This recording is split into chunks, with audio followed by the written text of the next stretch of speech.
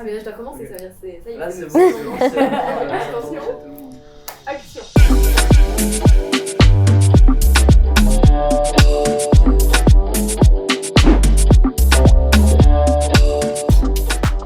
Bonjour et bienvenue dans Transition, le média inclusif destiné aux jeunes pour répondre à toutes leurs problématiques sans tabou.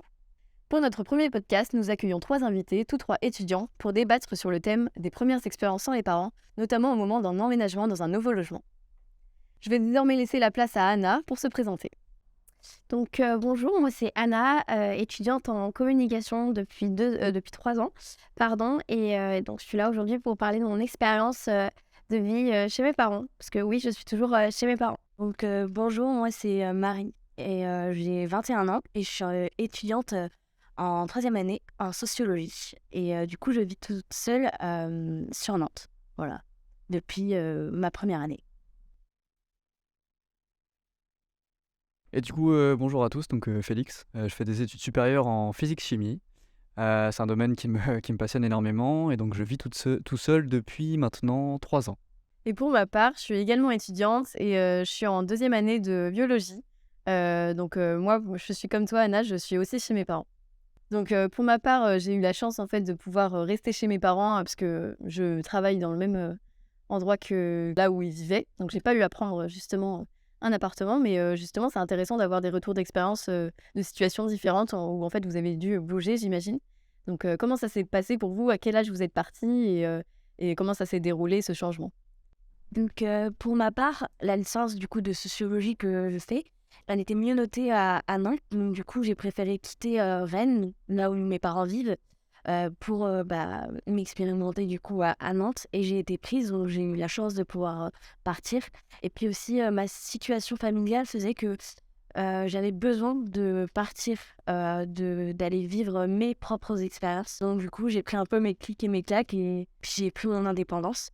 Et je pense que ça m'a permis justement de m'ouvrir au monde et de grandir surtout. Bah moi pour ma part, je suis toujours chez mes parents. Donc c'est vrai que depuis toute petite, je disais que je voulais partir, que je voulais faire ma vie et vraiment partir le plus tôt possible. Et me voilà, presque 21 ans, toujours être chez mes parents. Pareil, j'ai voulu prendre la décision cette année pour l'année prochaine de partir et d'aller sur Bordeaux. Et mes décisions ont fait que non, je reste toujours chez papa-maman à Nantes. C'est un confort. En vrai, je pense que tu pourras dire pareil, Camille.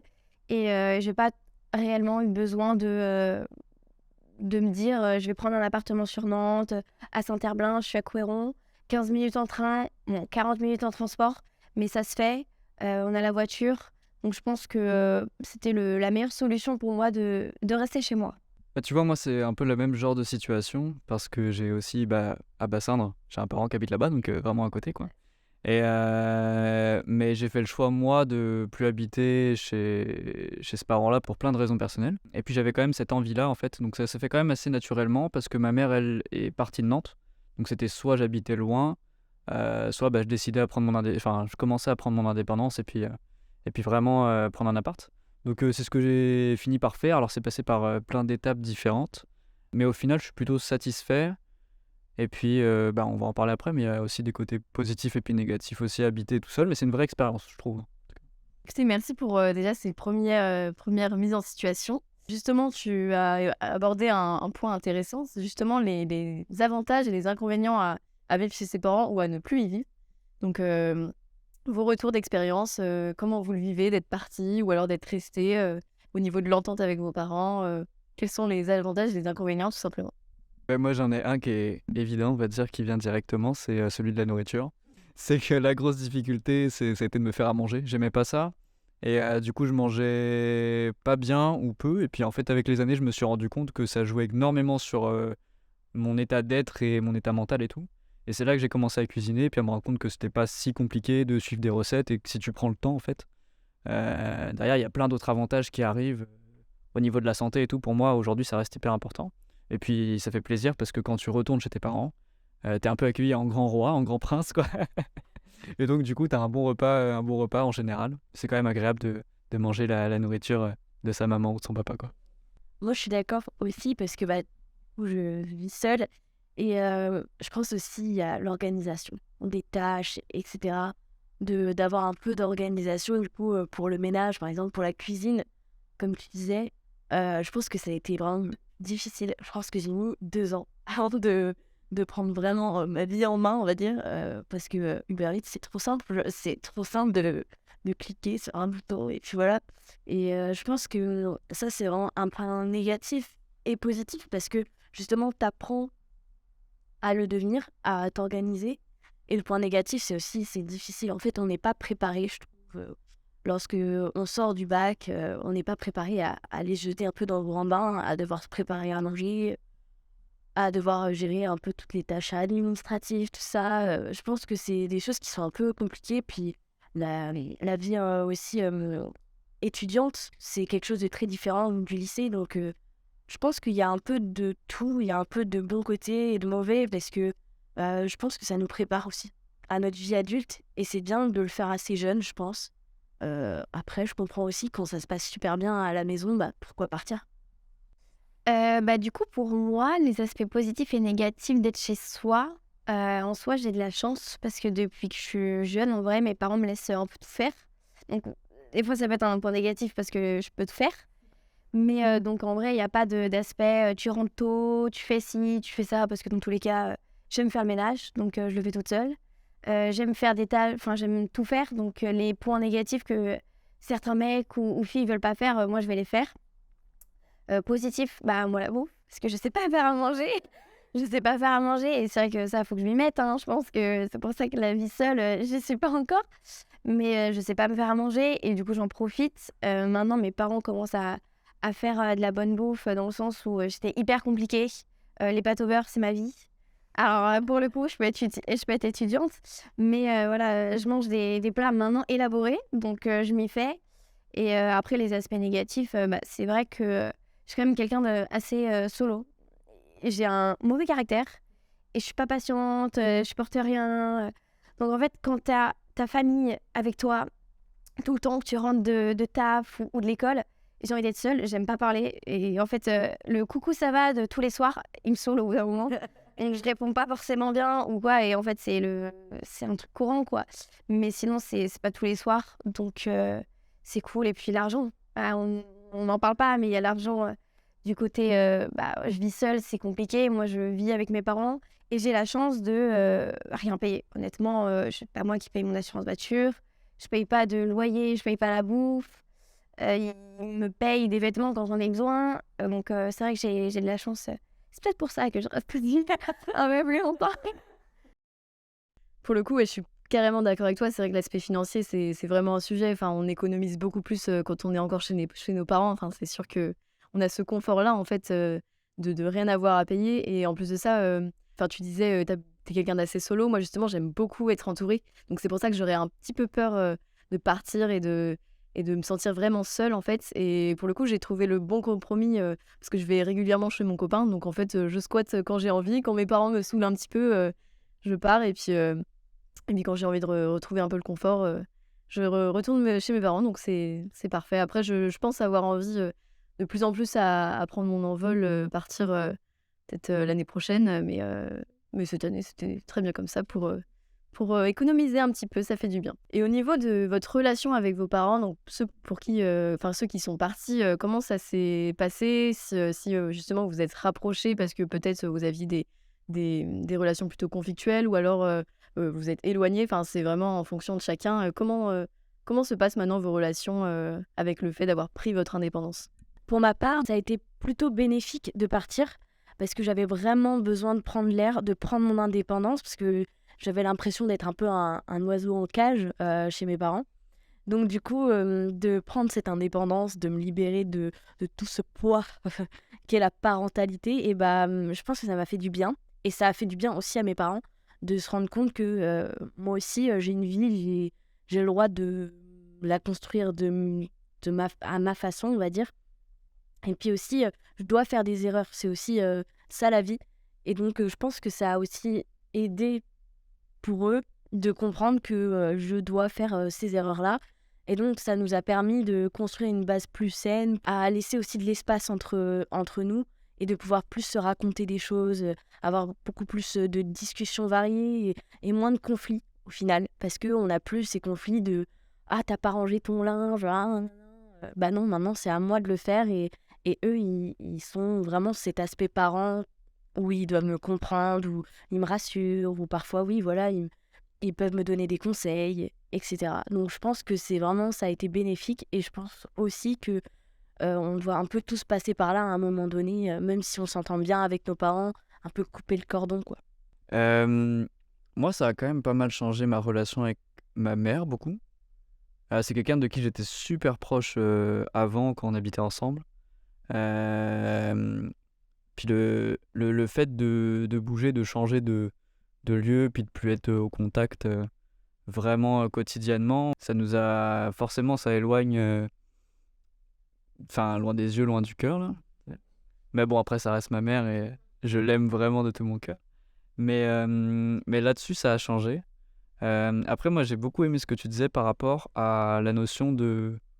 Bah, c'est un apprentissage, quoi, mais c'est que quand t'es tout seul et que bah, au début, t'as juste pas envie de vider ta machine, et puis au bout d'un moment, bah, ta machine elle sent l'humidité, puis tu te dis non, je peux pas porter ça. Donc tu fais quoi? Tu relances une machine, et là, tu te dis ok, il faut que je l'étende. Donc...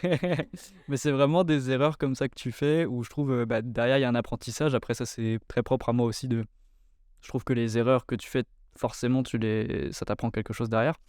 Mais, mais là-dessus, c'est vrai que ouais, c'est une vraie expérience. C'est une vraie expérience aussi. Avec mon père, c'était assez différent. Mais dans l'ensemble, oui, c'est sûr que ça change. Mais pas forcément mal. Ça développe juste un autre type. Et puis, je trouve qu'aussi dans le dialogue avec eux, tu peux plus parler du coup d'adulte à adulte. Et il y a beaucoup moins cette relation-là parent-enfant qui, des fois, peut être assez autoritaire ou très protectrice. C'est pas forcément malveillant. Et du coup, le fait d'avoir un rapport d'adulte à adulte, ça, c'est super intéressant par contre, je trouve. Bah moi, ça me fait un peu rire. Enfin, rire dans le sens où ce que vous dites, bah non, mais vous apprenez les choses de faire une machine, apprendre l'erreur. Et en fait, moi, j'ai juste l'impression d'avoir vécu, mais avec mes parents. Donc en soi, c'est pas plus mal. Je suis prête à être seule. Moi, ma relation avec mes parents, bah, en fait, elle a changé, mais comme elle a pas changé. Parce que comme ça fait depuis du coup 21 ans quasiment que je vis avec eux, c'était un moment hyper conflictuel, mais très très compliqué. Et comme je leur parle pas, je suis pas du tout proche de mes parents. Il y avait aucun dialogue. C'est un comble pour être dans la communication et ne pas communiquer avec ses parents. Mais c'était le cas et ils ne communiquaient pas non plus.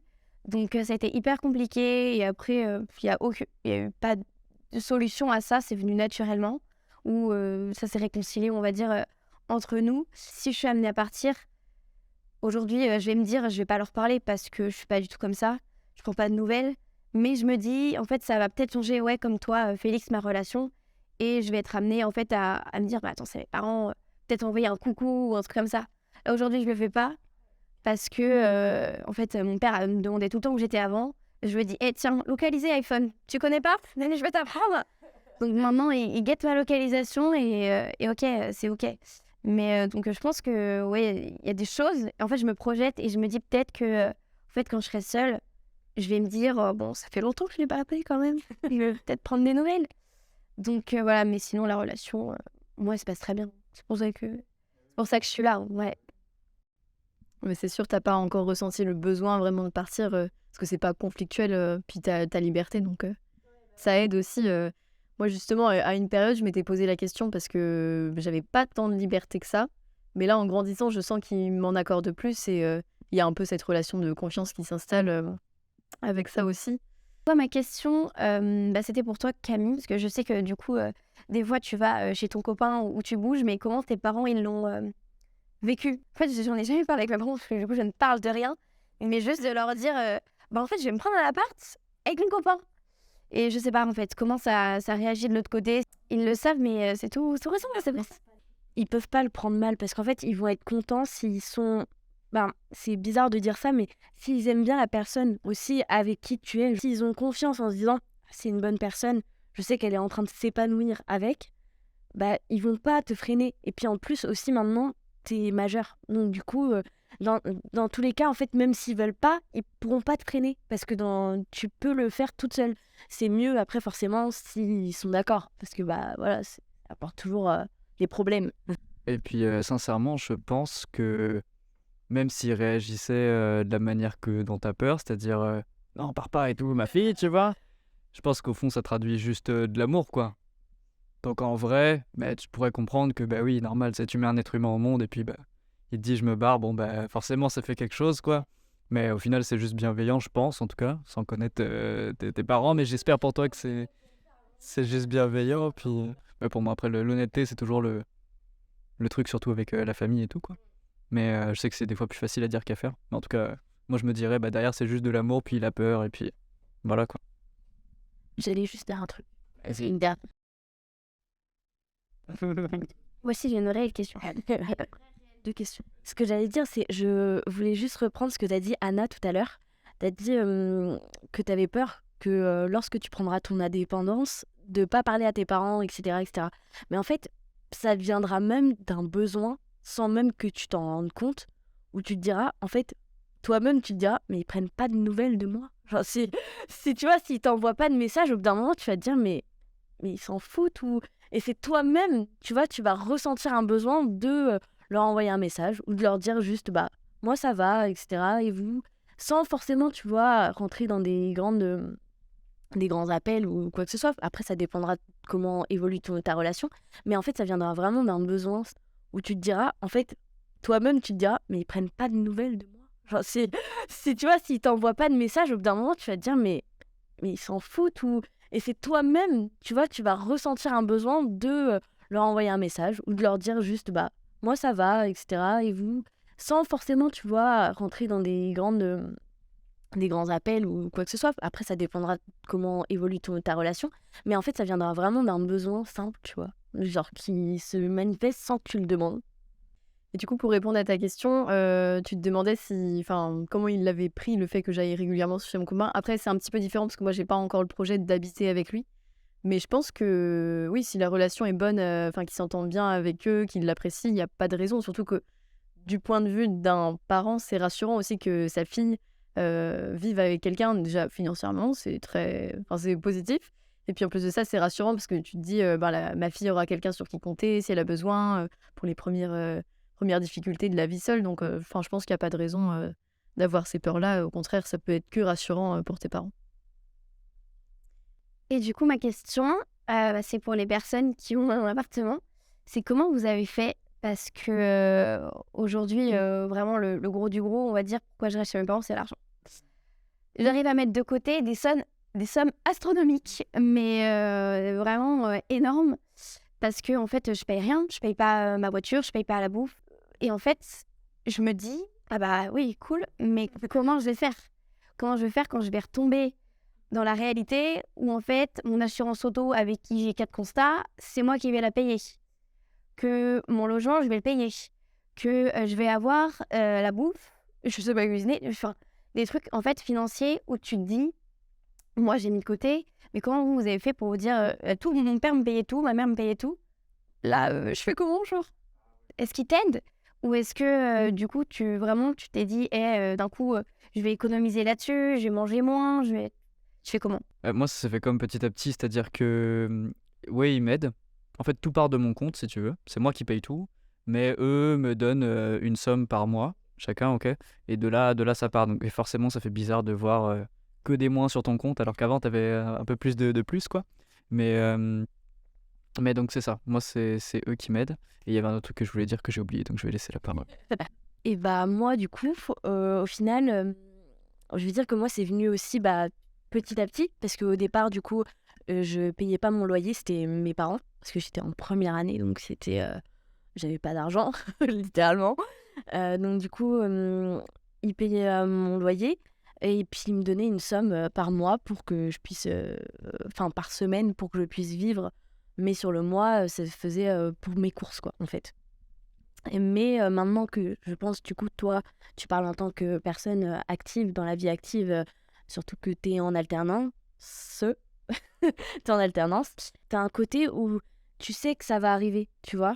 Et puis ça va être un plaisir aussi de prendre ton indépendance parce que tu vas savoir aussi pourquoi tu le fais. C'est pour ton appart, c'est pour ton indépendance. Si tu te mets du coup à vivre en couple avec ton copain, bah, tu sauras aussi que c'est pour ça. Et tu le verras pas comme un... Tu vois, tu le verras pas comme des moins sur ton compte en banque. Tu le verras juste parce que tu vis, en fait, tu vois. Au final, ça s'apprend. Vraiment, ça s'apprend avec le temps. C'est tu vas commencer au départ et tu vas faire des erreurs, comme on disait tout à l'heure. Tu vas faire des erreurs, tu vas acheter trop de trucs et puis tu vas te rendre compte que en fait ça périme vite et que voilà, tu vas devoir jeter. Et tu te dis ah bon faut pas que je fasse ça la semaine d'après. Et puis ça va être aussi si tu vis du coup avec ton conjoint et tu vas aussi faire vous allez partager les courses. Et puis pour tout ce qui est loyer, vous allez le partager et il y a aussi des aides. Donc du coup forcément ça va t'aider à rentrer, tu vois, dans cette vie d'adulte. Et puis tes parents normalement aussi, ils vont t'aider quand même au début. Au début, ils vont t'aider et puis t'apprendront aussi. Si t'as des questions, tu vois, ça sera vers eux que tu vas te tourner. Et c'est pour ça que la relation avec les parents, forcément, souvent, elle évolue en bien quand tu grandis parce que ils vont, avec plaisir, ils vont vouloir t'aider, tu vois. C'est ça, j'ai retrouvé ce que je voulais dire. Le truc, c'est que ça s'est fait aussi progressivement. Donc, c'est-à-dire qu'au début, c'est toi qui payes certaines choses, et puis au fur et à mesure, tu finis par tout payer. Mais des fois, ça part d'eux, et puis des fois, ça part de toi. En tout cas, moi, ce que j'ai vraiment bien vécu et ce que j'ai aimé, c'est le fait d'en parler sans tabou, quoi, avec les parents. Parce que c'est un sujet qui est tabou, l'argent, là. Et le fait de juste en parler ouvertement et de le mettre sur la table, ça dédramatise pas mal de choses. C'est juste de l'argent, quoi, entre guillemets. Mais le fait d'en parler, en tout cas avec ses parents, sincèrement, pour moi, ça a été le truc le plus important. Parce qu'aujourd'hui, du coup, il n'y a plus besoin. Si j'ai besoin d'argent, hop, d'accord, on te passe de l'argent. Si j'ai pas besoin, je dis, garde, moi c'est bon, je suis autosuffisant. Et puis ça marche dans ce sens-là, en fait. Donc ça, c'est vraiment cool. Après, ça dépend de ta relation, ça dépend des schémas, puis de la relation que tu as à l'argent, toi puis tes parents, ça dépend de plein de choses. Merci à tous pour tous vos témoignages plus intéressants les uns que les autres. C'était vraiment un bon moment ensemble. Je pense qu'on va en aider plus d'un avec tous ces retours d'expérience. Donc, merci vraiment pour ce bon moment. On se retrouve dans 2 semaines pour un nouveau podcast qui va être centré cette fois-ci sur les relations amicales, donc la sociabilisation en général. Comment se faire des amis concrètement, comment s'ouvrir, notamment quand on change de ville, ce qui n'est pas toujours évident quand on est étudiant. Donc à dans 2 semaines. Merci à tous et si vous êtes concernés par le prochain podcast, n'hésitez pas à m'envoyer un DM sur le compte Instagram Transition. Merci beaucoup. Salut! Si vous souhaitez en écouter davantage, rendez-vous sur notre compte SoundCloud Transition afin de retrouver la version longue.